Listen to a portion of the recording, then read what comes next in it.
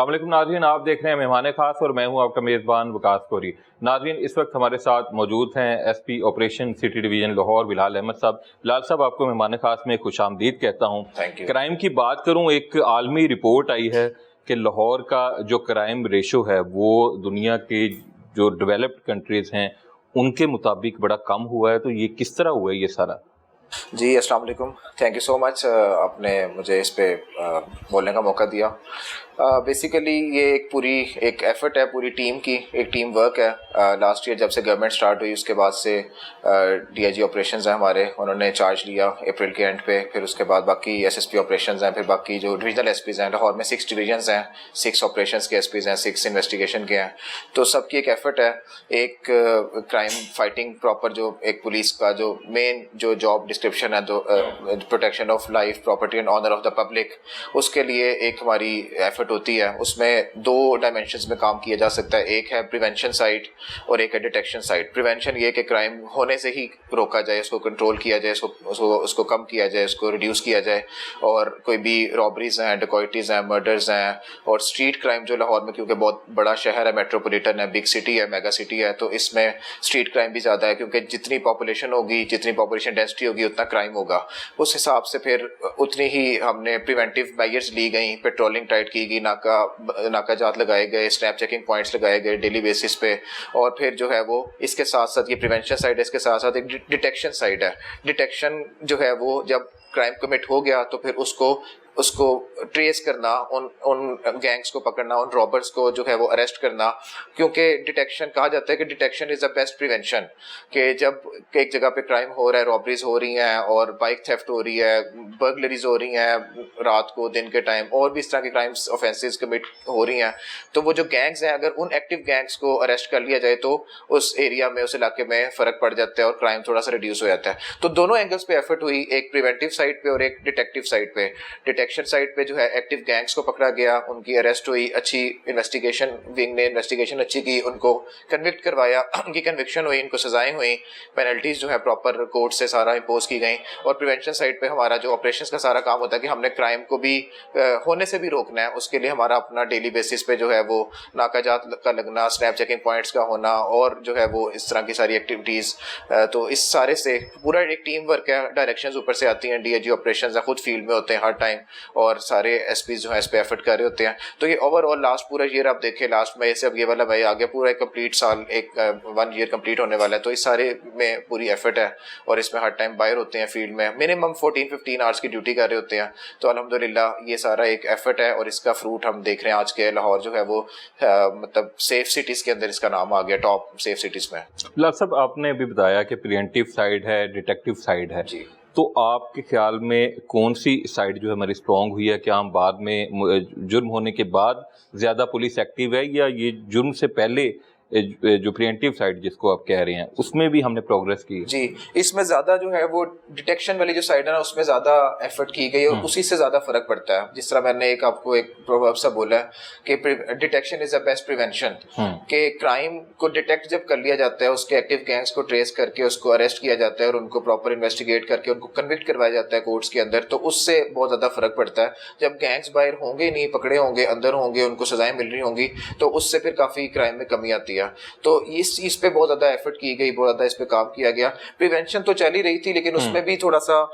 मतलब वो basically dependent है आपकी फोर्स पे, स्ट्रेंथ पे, कि जितनी ज्यादा नफरी हमारे पास मौजूद है। लाहौर में 84 पुलिस स्टेशंस हैं और हर पुलिस स्टेशन में कुछ ना कुछ स्ट्रेंथ मौजूद है, कांस्टेबल्स हैं, हेड कांस्टेबल्स हैं, एएसआई है, अपर सबऑर्डिनेट्स हैं, फिर एसएचओ सर एक पुलिस स्टेशन को कमांड करता है, तो वो है। लेकिन क्योंकि लाहौर एक मेगा सिटी है तो इसमें और भी बड़े चैलेंजेस हैं। इसमें सिक्योरिटी ड्यूटीज बहुत ज़्यादा हैं, लॉ एंड ऑर्डर ड्यूटीज़ बहुत ज़्यादा हैं। देखें आपने कि हम फरवरी के स्टार्ट से हम लॉ एंड ऑर्डर ड्यूटीज़ में हैं। हम पहले ट्राई नेशन सीरीज़ आ गई, फिर चैंपियंस ट्रॉफी आ गई, फिर रमज़ान आ गया, फिर उसके बाद फिर ये PSL आ गई, बीच में और इवेंट्स चलते रहते हैं। मैंने ये सिटी डिवीजन ज्वाइन किया 1.5 मंथ्स अगो, तो यहाँ पे इसका अपना लॉ ऑर्डर बहुत ज़्यादा है। ये जो फोर्ट वाली सारी साइड है, इस पे ये सिख पिलग्रिम्स आ गए और इस तरह मतलब जो है वो डेलीगेशंस आते रहते हैं। तो इन सब के साथ भी रूट ड्यूटीज़ लगती हैं, टीम्स की मूवमेंट है और डिग्निटरीज की मूवमेंट है और सारे जो VIP जो गेस्ट्स हैं, इनकी मूवमेंट्स हैं। इन सब पे भी जो है ना नफरी डिप्लॉयमेंट हो रही होती है रूट सिक्योरिटी के लिए और वेन्यू प्रोटेक्शन के लिए। तो प्रिवेंशन साइड पे ज़्यादा काम होता है नफरी का, फोर्स का, स्ट्रेंथ का, कांस्टेबल्स का के नाके लगे हों, पेट्रोलिंग टाइट हो रही हो, मुहाफिज जो है वो टाइट, प्रेजेंस ऑफ फोर्स जो है ना स्ट्रीट्स पे हो, तो उससे उसको प्रिवेंटिव एक्शन कहते हैं कि उससे नाकाजात लग रहे हैं और राइडर्स जो है वो पेट्रोलिंग प्रॉपर कर रहे हैं, मोबाइल पे अलहदा पेट्रोलिंग हो रही है, तो उसके लिए नफरी की जरूरत होती है। नफरी जब जो है वो एंगेज हो जाती है और वो ऑक्यूपाइड हो जाती है बाकी ड्यूटीज में, तो वो फिर रोड्स पे फिर उसकी प्रेजेंस जरा कम हो जाती है और वो ड्यूटीज पे बाकी ज्यादा हो जाती है। तो डिटेक्टिव साइड पे, डिटेक्शन वाली साइड पे देखा गया कि जब क्राइम कमिट होता है, रॉबरी होती है, उसको ट्रेस करना, एक्टिव गैंग्स को अरेस्ट करना, उससे जो है ना वो जब ये चीज एक की गई है ना, सब ने मिलके की है, सारे ऑफिसर्स ने जो है वो सीसीपी साहब की डायरेक्शंस पे डीआईजी ऑपरेशंस है, डेली बेसिस पे उनका पूछना रॉबरीज का और जो है वो बाइक थेफ्ट का, बर्गलरीज का, और फिर फीडबैक लेना, अकाउंटेबिलिटी होना ऑफिसर्स की सबकी, तो उससे बहुत ज़्यादा जो है ना वो फ़र्क पड़ा और एक्टिव गैंग्स जो हैं वो अरेस्ट किए, उनको सजाएं हुई, वो अंदर हैं, जेल में हैं, जुडिशियल हैं या कन्विक्टेड हैं, तो उससे बहुत फ़र्क पड़ा है। मॉडल थाने जो हैं वो बनाए गए, इसके अलावा मैंने देखा कि फ्रंट डेस्क जो है वो कायम किया गया। अब आने वाले दिनों में पुलिस सिस्टम को बेहतर बनाने के लिए क्या नई इस्लाहात जो हैं वो लाई जा रही हैं, कौन सी ऐसी चीज़ें हैं जो एडप्ट की जा रही हैं ताकि एक थाना कल्चर जो है उसको बेहतर किया जा सके? मेरा ख्याल है कि ये जो लास्ट 2-3 इयर्स में जो काम हुआ है, जो सिप्स के सारे जो है वो स्पेशल इनिशिएटिव जो पुलिस स्टेशंस बन गए हैं, और अभी मेरा ख्याल है कि 12 या 15 पुलिस स्टेशंस अंडर कंस्ट्रक्ट हो चुके हैं, उनकी इनॉग्रेशन होनी है। इसमें इससे बहुत ज़्यादा एक तो पुलिस के इमेज को बहुत ज़्यादा फ़ायदा हुआ है कि पुलिस का इमेज बड़ा इम्प्रूव हुआ है, कि एक जो थाना कल्चर था और वो जो एक पुराना एक लोगों के माइंड में एक था कि पुलिस इस तरह की होती है, तो वो थोड़ा सा इम्प्रूव हुआ है। आप नीचे से अब ऊपर आए मेरे ऑफिस में फर्स्ट फ्लोर पे, ये एक बड़ा पुलिस स्टेशन लोहारी गेट जो थाना है बड़ा मेरी सिटी डिवीजन का, इसका एक वो डिज़ाइन है किस तरह का बनाया गया। फिर बाकी चीज़ें इसके फैसिलिटीज़ बड़ी ज़्यादा ऐड की गई हैं। एक फ्रंट डेस्क है 24 आवर्स के लिए ऑपरेशनल है, उसका अपना एक स्टाफ है, PSA और SSA वो सीरीज में जो है बंदे बैठे होते हैं। आपको ई टैग का वो एक अपनी एप्लीकेशन जमा सबमिट करते हैं, वहाँ से उनको ई टैग नंबर एक लगता है, उसको जो है वो 24 आवर्स में जो है वो अपने जो क्राइम अगेंस्ट प्रॉपर्टी है उसकी FIR की रजिस्ट्रेशन जो है मस्ट है। ये एक मेन जो थी इसकी एक इम्पॉर्टेंट एक था फैक्टर के इसको, जिससे क्राइम जो था वो रजिस्टर भी होना शुरू हो गया। पहले तो होता था ना कि लोगों की FIRs नहीं हो रही और FIR करवाने के लिए जो है बड़ी एफर्ट करनी पड़ रही है, सिफारिश करनी पड़ रही है, या जो है वो कोई पैसे देने पड़ रहे हैं किसी ऑफिसर को या लोअर स्टाफ को कुछ देना पड़ रहा है। तो अब वो वाली चीज़ें सारी खत्म हो गई। अब free and prompt and free registration of FIR का जो कॉन्सेप्ट आ गया, और उसमें जो CM साहिबा का सबसे इंपॉर्टेंट कि जी FIR जो है उसमें डिले और उसके अंदर जो है उसकी स्टॉपेज नहीं होनी चाहिए, और वो होनी चाहिए, वो बड़ी ज़्यादा जो है वो स्पीडी हो गई। तो ये एक प्रोटोकॉल आ गई, एक SOP एक सॉर्ट ऑफ आ गई कि क्राइम अगेंस्ट प्रॉपर्टी जो है ना उसकी FIR 24 आवर्स में मस्ट है। क्राइम अगेंस्ट प्रॉपर्टी मीन्स कि रॉबरी कोई हो गई है किसी के साथ, कोई उसके साथ थेफ्ट हो गई है, कोई उसके साथ बाइक थेफ्ट हो गई है, या कोई बर्गलरी हो गई है, इसकी जो भी 15 कॉल्स का एक सिस्टम पूरा सेफ सिटी के साथ अटैच कर दिया, और जैसे 15 कॉल आती है उसके विद इन 24 आवर्स उसकी FIR होना मैंडेटरी है, मस्ट है। वो नहीं होगी उसकी वायलेशन होगी। 15 पे कॉल आएगी किसी भी जुर्म की तो 24 घंटे में उसकी FIR किसी भी जुर्म की नहीं, सिर्फ क्राइम अगेंस्ट प्रॉपर्टी की, जो प्रॉपर्टी की ऑफेंसेस हैं, यानी कि रॉबरी होगी, डिकॉइटी होगी, बाइक थेफ्ट होगी, बर्गलरी होगी, नाइट होगी, 24 घंटे में मैंडेटरी है आपकी अब FIR दर्ज होगी। FIR होना जरूरी है, और ये होती है। जहाँ पे कोई सिर्फ वायलेशन हो वहाँ पे हम मुहर्रर को या फ्रंट डेस्क स्टाफ को उसको जो है वो पेनलाइज करते हैं, उनको हम दे आर हेल्ड अकाउंटेबल। इसी तरह जो है जो फाइनेंशियल क्राइम्स है जिसके अंदर जो लेन देन के मामला आते हैं लोगों के, जो क्रिमिनल ब्रीच ऑफ ट्रस्ट है 406 की जो हम FIR करते हैं, या 420, 468, 471 फ्रॉड की हैं डॉक्यूमेंट्स की, या इसी तरह चेक डिसऑनर की, क्योंकि लोगों के यहाँ पे मेरे एरिया में तो बहुत ज़्यादा मार्केट्स हैं, यहाँ पे लेन देन के मामला बहुत ज़्यादा हैं, तो इसमें फिर लोग जो है वो सामान देते हैं और पैसे जो है वो उस तरह लेते नहीं है, तो चेक्स रिसीव कर लेते हैं। फिर चेक्स का एक टाइम होता है कि उन्होंने उस टाइम पे वो कैश होते हैं, तो इनकी भी एक SOP बना दी कि विद इन 3 डेज जो है ना किसी भी एक लेवल पे इनको दोनों पार्टीज को बुला के कॉल करके इनको एक दफ़ा सुन लिया जाए, इनका मैटर अंडरस्टैंड करके, या SHO FIR का फाइनल कर ले, या DSP साहब कर ले, या SP साहब के नोटिस में लगा के जो है वो ये कर लिया जाए। तो with in 3 days financial crimes की FIRs भी हो रही हैं। तो ये वाला तो एक जो कंप्लेंट थी किसी टाइम में पहले ज़माने में कि जी FIRs का होना, FIR तो है ही बहुत मुश्किल काम FIR का होना, वो बिल्कुल जो है ना वो ख़त्म होगी। अब पब्लिक में ये वाला एक सेंटिमेंट नहीं होगा कि जो है वो हमारी FIR नहीं हो रही, और जो है वो जिसकी नहीं हो रही उसकी फिर बनती नहीं होगी FIR। वो एक पुलिस केस नहीं होगा, वो क्रिमिनल केस एक नहीं बनता होगा, इस वजह से उसकी एफआईआर नहीं हो रही है। अदरवाइज एफआईआर में डिले होना या एफआईआर का ना होना ये पॉसिबल ही नहीं है। लाहौर में तो ये पॉसिबल नहीं है। 24 आवर्स में क्राइम अगेंस्ट प्रॉपर्टी की एफआईआर होगी, 3 डेज में जो है वो जो फाइनेंशियल क्राइम्स हैं उनकी एफआईआर होंगी, और पीछे रह गया जो मिसलेनियस क्राइम है या जो है वो क्राइम अगेंस्ट पर्सन है जिसके अंदर मर्डर आ जाता है, अटेम्प्ट टू मर्डर आ जाता है, वो तो फौरी होती है, विद इन 8 आवर्स को होती है। जो मर्डर है, डेड बॉडी है, उसका फौरन एफआईआर होती है, एप्लीकेशन लेते हैं, 302 की एफआईआर होती है। अटेम्प्ट टू मर्डर है, उसकी फौरन एफआईआर होती है। उसके लिए भी 8 आवर्स का टाइम कुछ रखा गया है कि किडनैपिंग है, किडनैपिंग फॉर रैंसम है, या जो है इलोपमेंट के केसेस हैं, या इस तरह के 365 भी है कोई इस तरह, तो उसमें थोड़ी बहुत जो प्रिलिमिनरी इंक्वायरी थोड़ी सी कर ली और उसके बाद फिर एफआईआर कर दी। तो ये वाली एफआईआर तो उससे ही पहले हो रही है, 3 आवर्स में, 4 आवर्स में, विद इन 8 आवर्स वो भी हो रही है क्राइम अगेंस्ट पर्सन की। तो ये इस एफआईआर की रजिस्ट्रेशन जो एक इशू आता था पहले, पब्लिक की एक जो कंप्लेंट होती थी, रिजर्वेशन होती थी, वो बिल्कुल हो गया, कंप्लीट हो, क्लियर हो गया, वो अब होती हैं। अब अगला काम इन्वेस्टिगेशन का होता है। इन्वेस्टिगेशन भी बहुत बेहतर हो चुकी है लाहौर में 2004 से, तो ऑपरेशन और इन्वेस्टिगेशन सेपरेटेड है। तो इन्वेस्टिगेशन का सेपरेट विंग है, एसएचओ के ऑपोजिट इंचार्ज इन्वेस्टिगेशन है, उसके ऊपर उसका डीएसपी इन्वेस्टिगेशन है, फिर एसपी इन्वेस्टिगेशन हर डिवीजन का, मेरे counter part SP investigation city division भी एक है, और इस तरह जो है वो उनकी भी अकाउंटेबिलिटी का मैकेनिज्म कि उन्होंने कितने मुलजिमान को पकड़ा, अरेस्ट किया, उनको चलान किया, पूरी केस फाइल्स कंप्लीट की। तो ये पूरा एक मैकेनिज्म चल रहा है, और इससे जो है अल्हम्दुलिल्लाह काफ़ी पब्लिक रिस्पॉन्स बेहतर है। लाल साहब, ये सब कुछ हो रहा है, अपने जो मतलब बड़ी स्पीडी आपने बताया है कि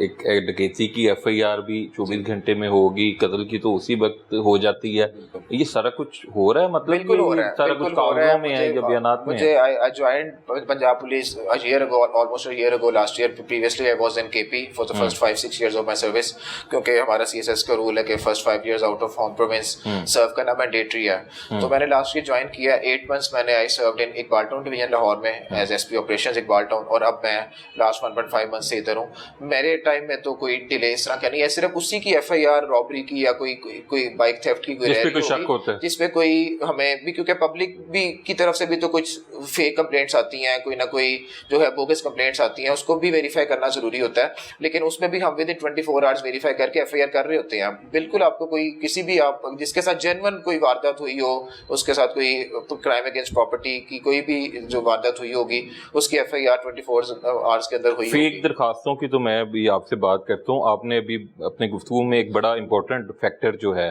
जिससे मेरा ख्याल है हर तीसरे चौथे बंदे को सामना करना पड़ता है, जब वो किसी से लेन देन करता है, चेक लेता है, फिर वो चेक बाउंस होता है, ये चेक पे पर्चा होता है, उसका क्या तरीक़ेकार है, कौन सा चेक लेना चाहिए, अगर लेन देन करें क्या तहरीर होनी चाहिए, ये थोड़ा सा गाइड कर दें। अच्छा, इसके अंदर चूंकि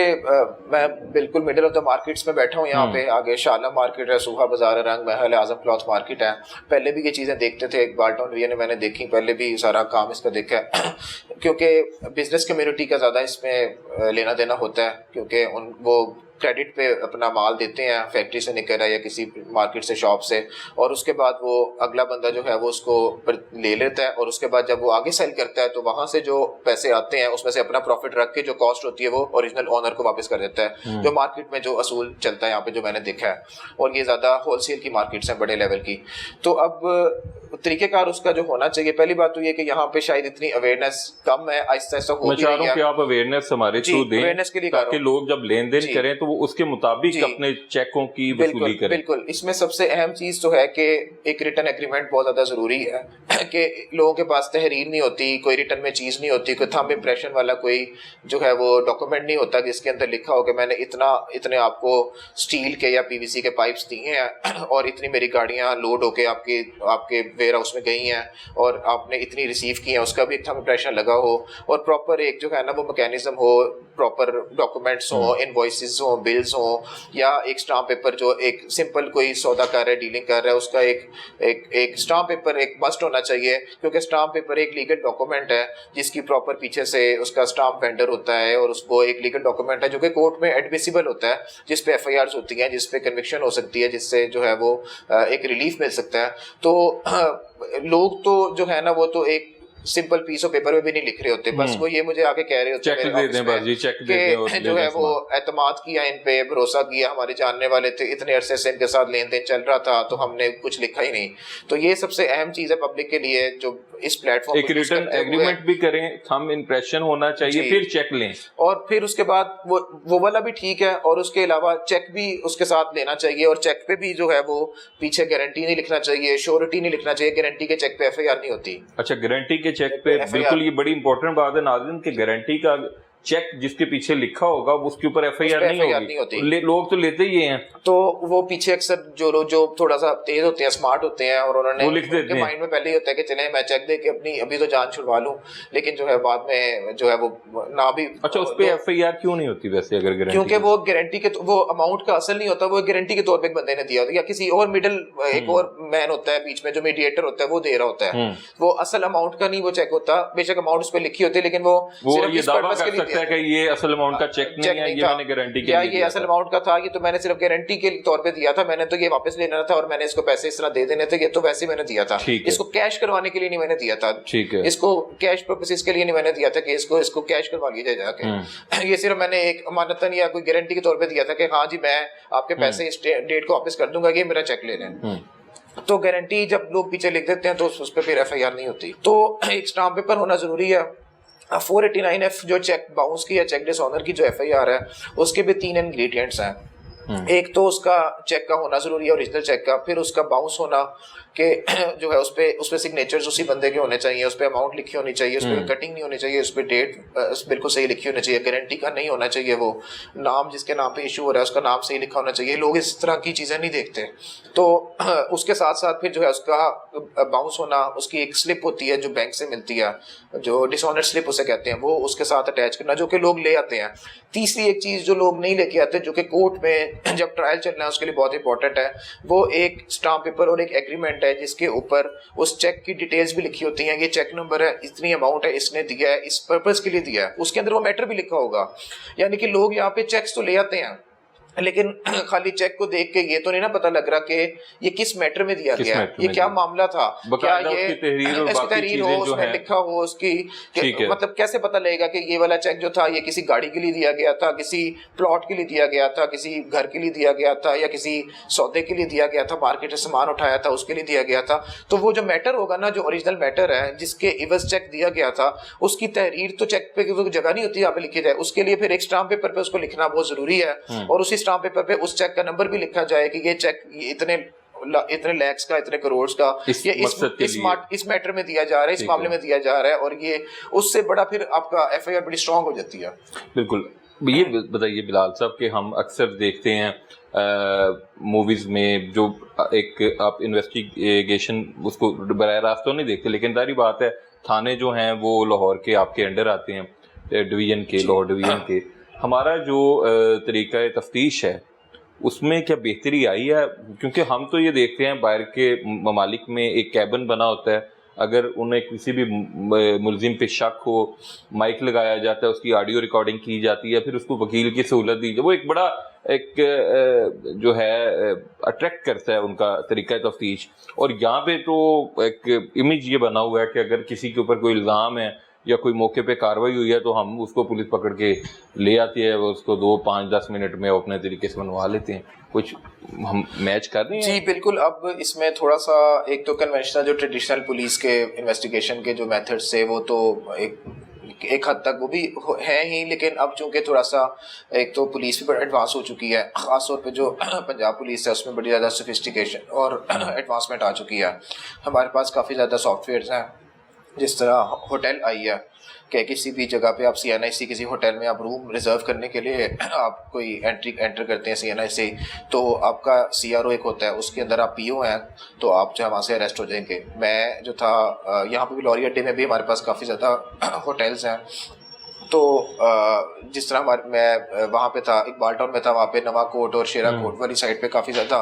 वहाँ पे अड्डे थे ना, तो उनके साथ होटल्स थे, तो लोग आके वहाँ पे रहते थे। तो जैसे ही एक होटल आई, एक सॉफ्टवेयर हमारे पास, जैसे वो आपने होटल्स में इंस्टॉल भी किया हुआ है, और होटल्स मैनेजमेंट को ने हमारे साथ रजिस्टर भी किया हुआ है कि जैसे ही कोई बंदा आएगा, जब वो CNIC एंटर करेगा तो अपना रूम रिजर्व करवाने के लिए उस CNIC के अगेंस्ट उसका CRO हुआ यानी क्रिमिनल रिकॉर्ड उसका हुआ तो वो आप हमें इतला देंगे, हम फ़ौरन पकड़ने के लिए आ जाएंगे। इसी तरह जितने भी अड्डे हैं, बस टर्मिनल्स हैं, फैसल मूवर्स है, स्काईवेज है, डेवो है और नयाजी है, ये सारे इनके साथ भी हमारे एग्रीमेंट्स हैं। इसमें एक सॉफ्टवेयर है, उसको कहते हैं ट्रैवल आई, यानी कि जब भी कोई सीट रिजर्व करवाएगा अपने CNIC पे, तो अगर उस CNIC पे वो जैसे ही आएगा कि इसका CRO है तो वो फौरन पुलिस को बताएंगे। तो इसका हल ये नहीं है कि जो उनके सहूलतकार हैं वो अपने आईडी से होटल का कमरा बुक करवा के उन्हें, वो इस तरह करते हैं क्योंकि अक्सर जो है वो वाला बंदा जो है जो असल में वो अपना आईडी कार्ड नहीं, वो किसी और के आईडी कार्ड या उसने ऑनलाइन उसने करवाया होता है। तो इस पे हम टाइम एंड अगेन इनको कहते रहते हैं कि आपने हमें एग्जैक्ट वही वाला बंदा जो वहाँ पे आके स्टे कर रहा है या जो सीट रिजर्व करवा रहा है, जो सीट यूज कर रहा है, जो ट्रेवल कर रहा है, उसी का CNIC और वही बंदा होना चाहिए वहाँ पे। तो ये चीजें चलती रहती हैं, ये मैं आपको एडवांसमेंट बता रहा हूँ। इसी तरह जो ई-गैजेट एक सॉफ्टवेयर है जिसके अंदर जितने भी मोबाइल थेफ्ट है या स्नैचिंग है या मोबाइल की रॉबरी है, गन पॉइंट पे मोबाइल जा रहे होते हैं, स्ट्रीट क्राइम है, तो जितनी भी FIRs होती हैं उसके IMEIs नोट किए जाते हैं। हर मोबाइल की इक्विपमेंट आइडेंटिटी है एक, तो वो वाला जो है हमने सारे हफीज सेंटर जो बड़ी बड़ी मार्केट्स हैं, हॉल रोड है, इनके साथ हमारा एक एग्रीमेंट है कि ई-गैजेट इनके पास है। जैसे कोई बंदा वो वाला मोबाइल सेल करने के लिए जाता है उसका IMEI वो एंटर करते हैं और उसमें एक नोटिफिकेशन जनरेट होता है कि ये वाला IMEI तो किसी चोरीशुदा मोबाइल का है, क्योंकि जो चोरीशुदा मोबाइल होता है या कोई इस तरह रॉबरी में गया होता है या थेफ्ट होती है मोबाइल की, उसकी FIR के अंदर वो IMEIs भी उसके लिखे जाते हैं। हर मोबाइल के स्मार्टफोन्स के 2 IMEIs होते हैं, 2 स्लॉट्स होती हैं सिम्स की, तो 2 IMEIs होते हैं जो है मोबाइल इक्विपमेंट आइडेंटिटीज को कहते हैं, तो वो लिखे जाते हैं। तो वो जो ई-गैजेट सॉफ्टवेयर होता है ना, उससे वो पता लग जाता है कि ये वाला बंदा ये मोबाइल बेचने के लिए है, अच्छा ये वाले मोबाइल के IMEI पे तो FIR हो चुकी है, तो ये चोरीशुदा मोबाइल है, तो वो फ़ौरन हमें एक नोटिफिकेशन आता है, पुलिस पहुंच जाती है, उस बंदे को भी पिक कर लेती है, मोबाइल भी रिकवर हो जाता है। इस तरह की टेक्नोलॉजीज, फिर जो बाकी CDRs हैं, लोकेशंस हैं, लोकेटर है, ये वाली जो न्यू टेक्नोलॉजी है सारी, कॉल डिटेल रिकॉर्ड है, इसके जरिए ये सारी नई टेक्नोलॉजी है, लास्ट डेकेड की हो गई है। इससे भी बिलाल साहब आपसे अभी मजीद सवालात करूंगा। नाज़रीन एक शॉर्ट ब्रेक कहीं ना जाइएगा क्योंकि अभी हमने SP ऑपरेशन से मजीद सवालात करने हैं।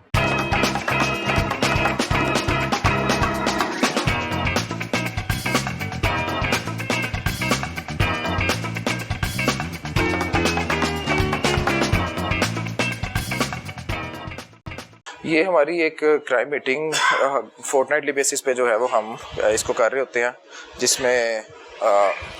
हम अपर सबऑर्डिनेट्स को सबको कॉल करते हैं। ये वीकली बुनियादों पे होती है या ये मैं फोर्टनाइटली करता हूँ आफ्टर 2 वीक्स। ठीक है, जिसके अंदर जो है वो सारे अपने सर्कल्स वाइज इसको करता हूँ, जिसमें DSP साहब और सर्कल के सारे SHOs मौजूद हैं और अपर सबऑर्डिनेट्स मौजूद होते हैं। उनकी फिर सारी उनकी प्रोग्रेस को चेक करता हूँ कि आपने पिछले 2 हफ्तों में क्या काम किया। तो वो सारा एक बड़ा जबरदस्त इकदाम है जिससे फिर हमारा जो क्राइम का एक है वो बेहतर हो जाता है। ये हमारा सारा जो इस्लामपुरा सर्कल है उसके हमारे SHO साहब मौजूद हैं, अपर सबऑर्डिनेट्स मौजूद हैं, ये चौकी अकरम पार्क है हमारी, उसके इंचार्ज मौजूद हैं, DSP साहब सर्कल के वो मौजूद हैं। अच्छा बिलाल साहब, मैं देख रहा हूँ माशाल्लाह आपने ये जो प्रोग्रेस मीटिंग बुलाई है, थोड़ा सा मुझे बताइए क्या इसका मकसद है और क्राइम रेशो जो है, क्राइम ग्राफ, वो क्या आपके सामने भी आया होगा? ये बेसिकली एक हमारी मंथली क्राइम मीटिंग होती है, वो तो CCP साहब हर मंथ के स्टार्ट में फर्स्ट वीक में जो है वो चेयर करते हैं और उसमें सारे पुलिस स्टेशंस की प्रोग्रेस को चेक किया जाता है, उसमें क्राइम को भी डिस्कस किया जाता है, बाकी जो है वो प्रोग्रेस जो होती है वो भी सारी चेक की जाती है। उसके अलावा जो मेरी एक प्रैक्टिस है कि मैं फोर्टनाइटली बेसिस पे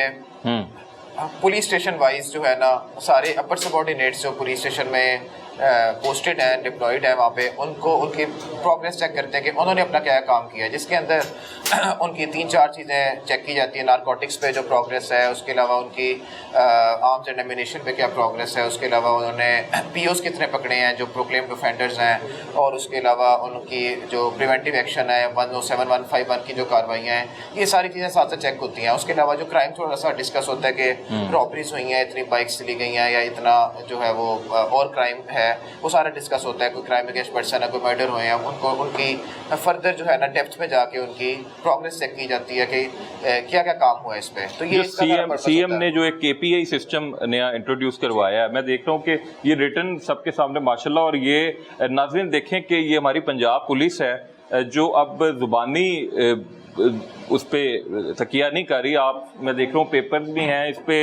इस एरिया भी लिखा है और कारकर्दगी वाइज ऑफिसर्स के नाम लिखे हैं। तो ये KPI सिस्टम जो है वो भी लागू है आप पे, और फिर ये सारी रिपोर्ट रिटर्न आती है, जुबानी कलामी नहीं आके कोई कहता कि सब कुछ ठीक है। नहीं, हर चीज़ जो है ना वो उसकी प्रॉपर वो क्वांटिफाइड है, उसकी प्रोग्रेस जो है उसके फिगर्स को चेक किया जाता है, उसके स्टैटिस्टिक्स को चेक किया जाता है, रॉबरीज कितनी है, रिकवरी कितनी है, परसेंटेज कितनी है, अरेस्ट परसेंटेज कितनी है, इतने मर्डर्स हुए थे, इतने एक्यूज अरेस्ट हुए, इतनी परसेंटेज है अरेस्ट की, इतनी रिकवरी हो गई,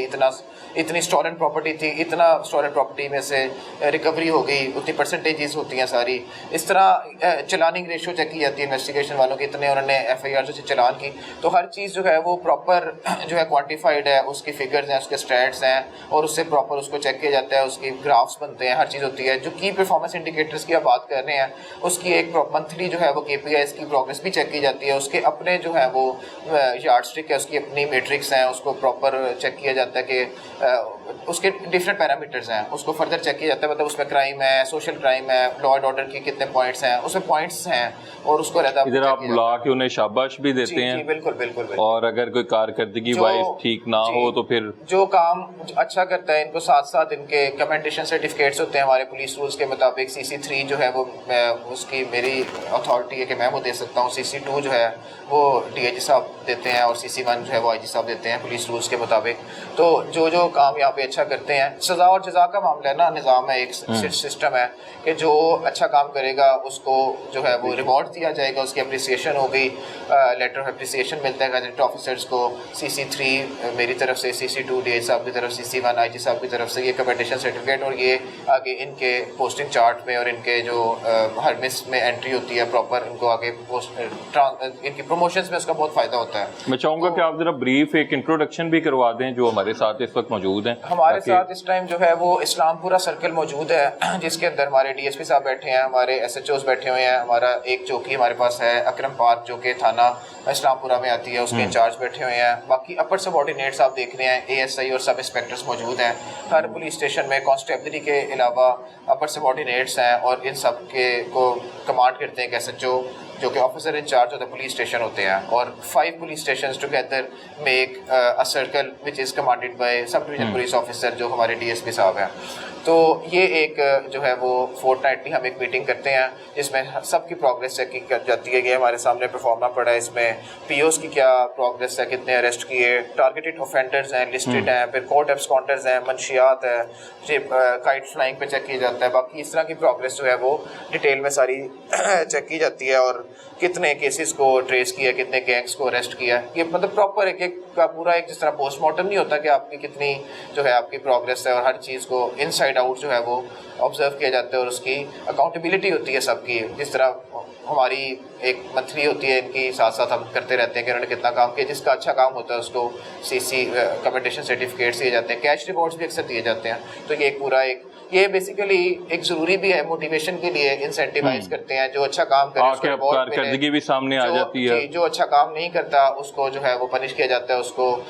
कोई ना कोई शो कॉज नोटिस वगैरह दे के उसे कुछ टाइम दिया जाता है कि वो आगे से बेहतर काम करे। तो ये एक एफर्ट है, पूरी टीम है ना, तो टीम ने काम मिलके करना है। जो अच्छा काम करेगा वो बाकियों को दिखाने के लिए कि उसने अच्छा काम किया, उसको ये इंसेंटिव मिला, ये रिवॉर्ड मिला, और जिसने अच्छा काम नहीं किया उसको ये वाला पेनल्टी मिली, ये पनिशमेंट मिली। तो ये सबके लिए इस तरह होता है। बिलाल साहब बताइएगा, हाल ही में हमने देखा कि पाक भारत कशीदगी थी, पाक फौज ने बड़ा ज़बरदस्त जवाब दिया है, और इंडिया में तो सफ़े मातम बिछा हुआ है। आम लोग तो जज्बे से सरशार से। मैं ये पूछना चाहता हूँ कि हमारे पंजाब पुलिस के जो जवान हैं, जो अहलकार हैं, उनमें क्या जज्बा था और उनकी क्या फीलिंग्स थी?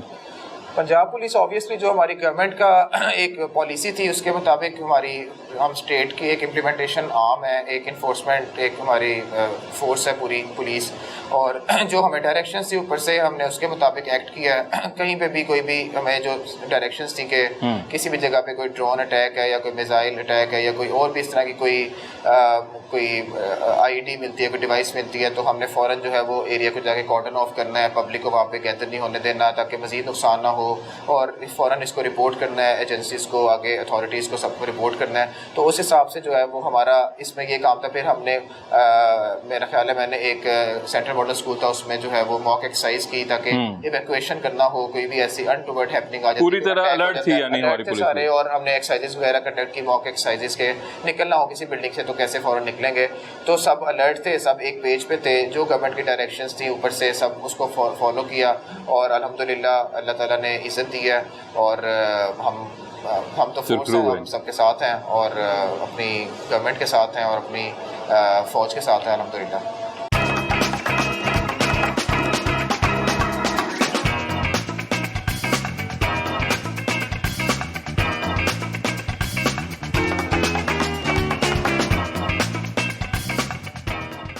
वेलकम बैक नाज़रीन, एक मरतबा फिर बिलाल अहमद से गुफ्तगू का सिलसिला शुरू करते हैं। क्या ये उम्मीद रख सकते हैं कि हमारी पुलिस फोर्स के पास वो जो आई रिकग्नाइज और फेशियल रिकग्नाइजेशन वो हो, ये कोई सिस्टम आ रहा है? जी, सेफ सिटी का इतना स्ट्रॉन्ग एक सिस्टम है और इतना बड़ा वो एक सेटअप है पूरा। आप कुर्बान लाइन्स के अंदर जाएं तो उसके अंदर इतनी बड़ी बड़ी स्क्रीन्स लगी हैं, बड़े बड़े कैमरास लगे हुए हैं, हाई रेजोल्यूशन कैमरास हैं, जो एक नंबर प्लेट को रीड करने वाले कैमरास हैं, जिससे ई चलान का सिस्टम बड़ा अच्छा इंप्रूव हो गया ट्रैफिक का। तो इसमें जो है फेशियल रिकग्निशन का सिस्टम भी एफआर का भी है। उसके लिए ऑब्वियसली ज़रा पिक्चर का बड़ा क्लियर होना भी ज़रूरी है, क्योंकि फेस को रिकग्नाइज करना और नादरा के साथ उसका डेटाबेस के साथ उसको मैच करके उसमें से रिकॉर्ड निकालना। बेसिकली क्या होता है, वारदात होती है, कैमरास को चेक किया जाता है, उसमें अगर किसी का फेस बड़ा क्लियर आ जाए तो एक तरफ सीआरओ में जाके चेक किया जाता है कि ये क्रिमिनल्स का एक रिकॉर्ड है, इस तरह का फेस किसी क्रिमिनल का है तो उसका हमें डाटा मिल जाए, उसका नंबर मिल जाए, उसका एड्रेस मिल जाए ताकि हम उस तक पहुँच सकें। इसी तरह नादरा से उसका एड्रेस निकाल लिया जाए, उसका शनाख्ती कार्ड निकाल लिया जाए, तो वो फेस को रीड करके, फेस को रिकग्नाइज करके भी क्रिमिनल्स तक रसाई की कोशिश की जाती है यही सॉफ्टवेयर्स के थ्रू। बजट की बात करते हैं, जो हमारी पुलिस है, बजट दिया जा रहा है हुकूमत की तरफ से, और जो एक दूसरा एक इशू आता है सैलरीज का, वो अब बेहतर हुई हैं पुलिस के जवानों की? मुझे इतना ज़्यादा अकाउंट्स की डिटेल्स का नहीं पता, मैं उस लेवल पे भी आपकी अपनी सैलरी ठीक है? मेरी अलग शुक्र है, बिल्कुल ठीक है, अच्छी सैलरी है। बाकी जो फैसिलिटीज़ हैं बहुत बेहतर है लाहौर में, पंजाब पुलिस में बहुत बेहतर है, अल्लाह का शुक्र है।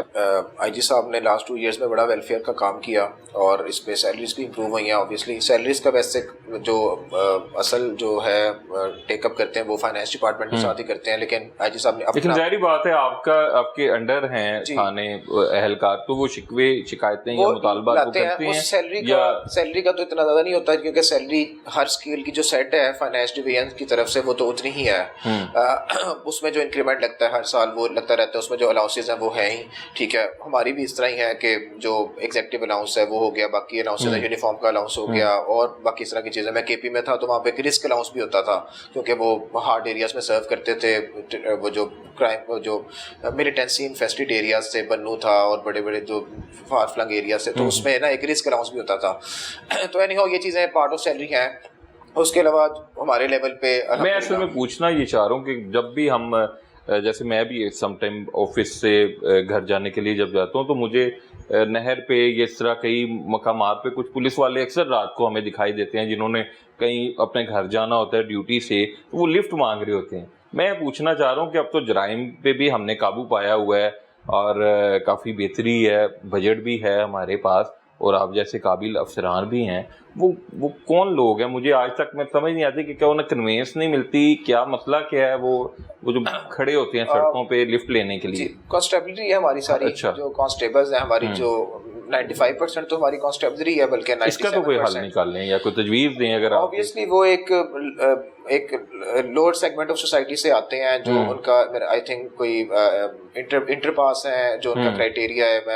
मैंने कभी रिक्रूटमेंट में ज़्यादा वो मेरा एक्सपीरियंस रहा नहीं है, लेकिन ऑब्वियसली वो उस क्लास से आते हैं तो उनके पास उतनी पर्क्स हैं। और पुलिस का जो मैकेनिज्म है उसमें जो फैसिलिटीज़ हैं वो एक गैजेटेड ऑफिसर के लिए और उससे ऊपर ही हैं या एसएचओ लेवल पे किसी हद तक हैं। तो कांस्टेबलरी के लिए उतनी जो है वो बसें शसें ले लें, वो कोई उनको वो किसी वो है बिल्कुल है, वो वैन्स होती नहीं है, जब किसी लॉ एंड ऑर्डर वो ऑफिशियल ड्यूटीज के लिए हैं, घर जाने के लिए शायद नहीं है, उसके लिए फिर कांस्टेबल्स जो है वो अपनी बाइक्स पे आ जा रहे होते हैं और वो अपने लेकिन ये एक पुलिस के एक अच्छे इमेज के खिलाफ, क्योंकि मैं चाह रहा हूँ कि मैं निशानदेही भी करूँ कि अगर कोई ऐसा बेशक रूट एक बन जाए, बस एक हो कि वो मुख्तलिफ पॉइंट्स पे उतार दे, तो ये तो कम से कम ना आपको देखना पड़े कि आपके जवान जो हैं चाहे वो चंद हों वो मुख्तलिफ पॉइंट्स पे खड़े हैं और वो आई थिंक फिजिबल नहीं होगा, क्योंकि वो बड़ा एक सिस्टम बड़ा वो उतना मेन स्ट्रीम नहीं ना है कि हर कांस्टेबल के घर का और उसकी ड्यूटी उसके पुलिस स्टेशन से कितना डिस्टेंस है। अब कोई बंदा यहाँ पे काम कर रहा है, इस पुलिस स्टेशन में कांस्टेबल की यहाँ पे तैनाती है, पोस्टिंग है, तो उसका घर जो है वो कोई ठोकर वाली साइड फिर उन्होंने तनख्वाह बढ़े तो फिर ही हो कोई, वो ये चीजें तो ऑब्वियसली हैं। आप मोटरवे पे भी जाएं तो वहां पे भी लोग खड़े लिफ्ट्स ले रहे होते हैं।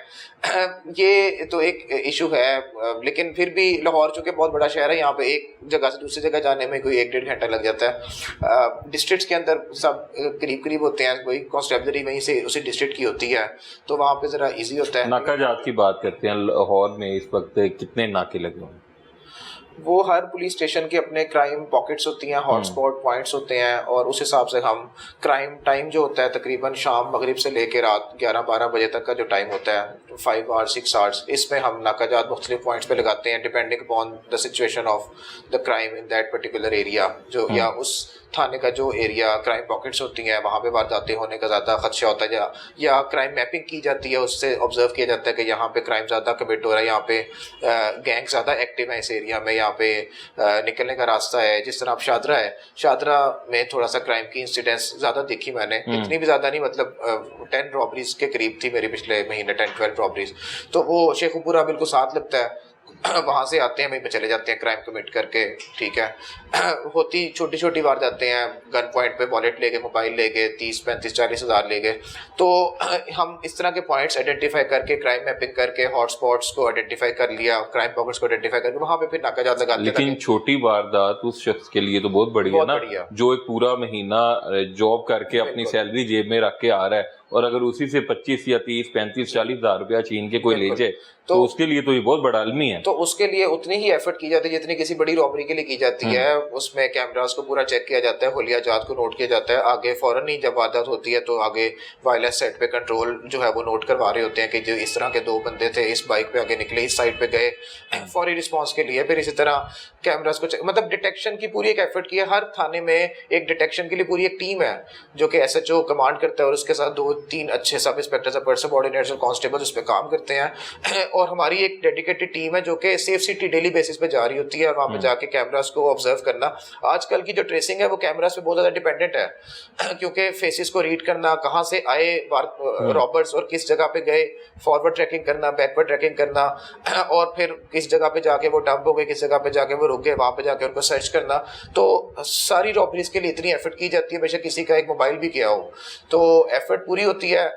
थोड़ी सी लक का फैक्टर भी होता है, कुछ और कैपेसिटी इश्यूज भी होते हैं, कुछ सर्कमस्टांसेस ऐसे होते हैं, तो एक वारदात में नहीं पकड़ा गया तो 3-4 घंटे के बाद पकड़ा जाता है। हम किसी के पीछे पकड़ा जाता है। लाहौर पुलिस के बारे में मशहूर है कि वो किसी काम के पीछे लग जाए तो वो फिर पकड़ लेते हैं, कोई गैंग एक्टिव हो और लगातार कुछ टाइम से कर रहा हो वारदातें, और 2-3 टीम्स बना के SHOs को इकट्ठा करके टीम को लगाया जाए तो वो निकाल ही लेते हैं। बेशक उसमें 1 हफ्ता डिले आ जाए, लेकिन हो जाता है काम, और मैंने ये किया भी अल्हम्दुलिल्लाह और कंटिन्यू भी है, और यही हमारी मेन रीजन है क्राइम की रिडक्शन में। नाका जो है वो कौन से रैंक का अफसर जो है उसकी मौजूदगी नाके पे जरूरी है अगर वो आम शहरियों की तलाशी ले रहा है, तो ये जरा पैटर्न क्या जरा, ताकि आम लोगों को भी पता चले कि अगर जब वो नाके पे रुकें तो वो नाका क्या लगवाया गया है या किसी 2-3 एहलकारों ने मिलकर खुद लगा लिया, कैसे पता चलेगा? ये SHO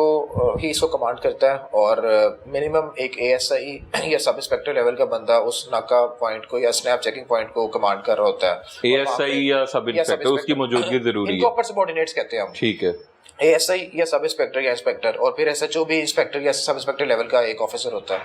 और उसके साथ कांस्टेबल्स होते हैं, 3 या 4 कांस्टेबल्स होंगे, डिपेंड करता है कि किस लेवल का नाका है। कोई मेन इंपॉर्टेंट, अब बाबू साबू है वो तो मेन एंट्री पॉइंट है लाहौर का, वहाँ पे बहुत बड़ा नाका होगा। इसी तरह कोई और आपका मेन पॉइंट है, किसी और शहर से आ रहा है, तो वो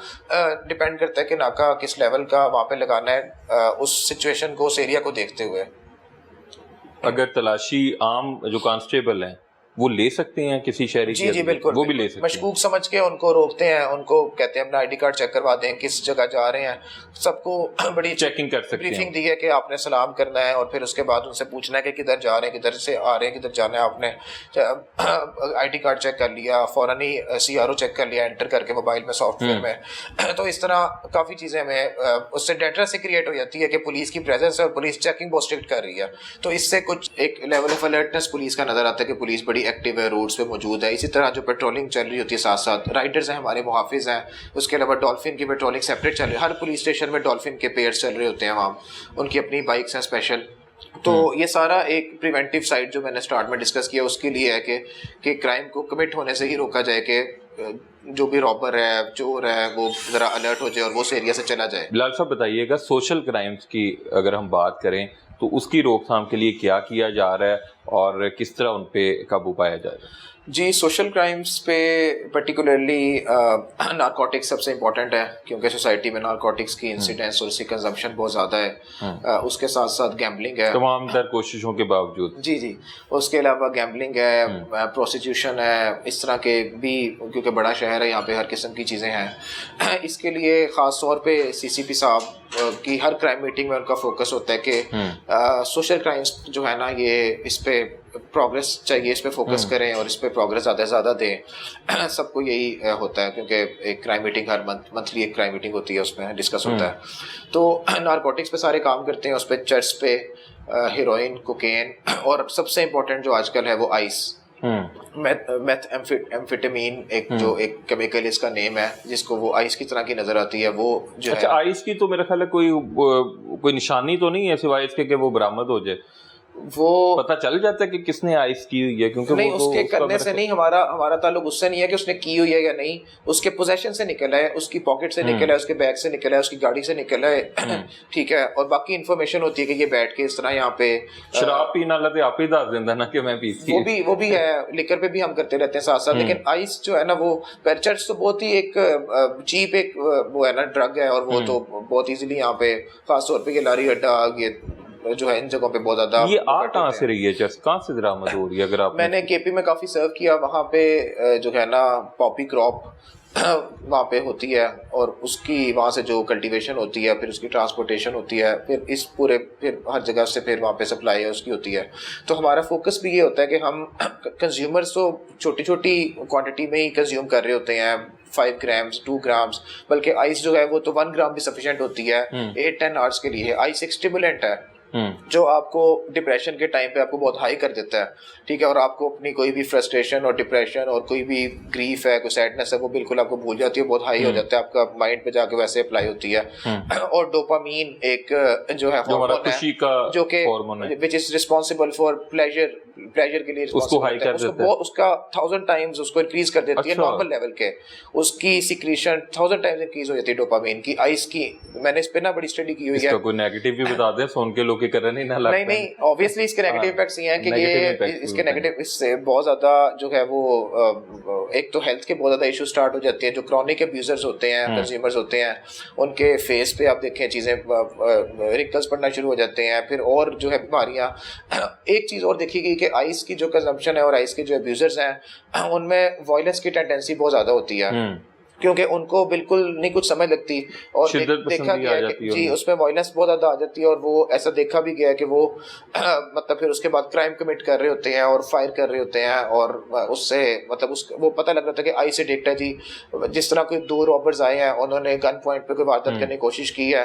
और किसी ने नहीं दी कोई चीज, वॉलेट नहीं दिया, तो उन्होंने आगे से फायर मार दिया। तो देखा ये भी गया कि वो नॉर्मली आइस एडिक्ट्स होते हैं, जो मतलब इतनी भी उनमें टेंडेंसी होती है वायलेंस की या फायर करने की। Anyhow, ये इस पे आइस पे बहुत ज्यादा फोकस है, और अब लास्ट 3-4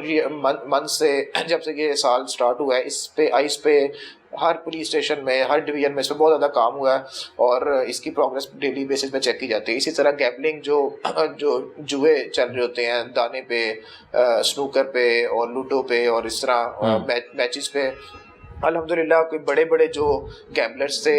मेरे इस एरिया के, मैंने आके देखे, मियाँ विक्की या इस तरह के जो बड़े बड़े नाम थे, वो तो यहाँ से जा चुके हैं या इनएक्टिव हैं या बिल्कुल नहीं करवा रहे। जो छोटे लेवल पे हो रहे हैं वो हम साथ साथ जो है उनको पकड़ते रहते हैं, FIRs होती रहती हैं, उससे भी उसकी जो है डेटरेंसी क्रिएट होती रहती है। तो ये सारे फिर इस तरह प्रोसिक्यूशन का मैंने बताया, वो भी इस तरह के जो भी एरियाज़ हैं जहाँ पे होती है वहाँ पे 371 और इस तरह की FIRs वगैरह हम करते रहते हैं, उससे कुछ ना कुछ कम। आजकल फार्म हाउसेज पे बड़े छापे पड़ रहे हैं, वो क्या हिदायत हैं? और वो अगर कोई 4-5 लोग या ग्रुप ऑफ पीपल म्यूजिक लगा के एंजॉय कर रहे हैं तो उधर क्या हिदायत आपको दी गई हैं उसके लिए? ऑब्वियसली वो अगर